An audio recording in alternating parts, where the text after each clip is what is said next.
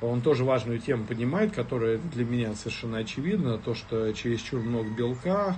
к чересчур много белка наш организм не приспособлен. Вот, и я смотрел на это с одной стороны, со стороны глюконеогенеза, что ты просто перегружаешь себя таким дорогим сахаром, который не вызывает скачков инсулина, но при этом это тот же самый сахар, и, в общем, ничего в этом,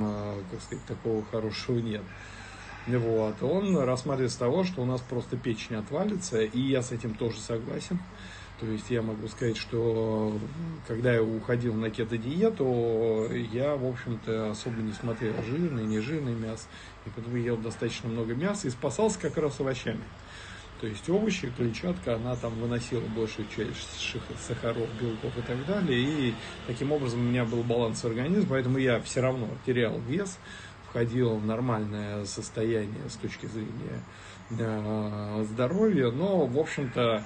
когда я больше разобрался в механизмах топливной системы, конечно, я от большого количества белка ушел. И ушел примерно на ту диету, на которой находятся эскимосы, инуиты и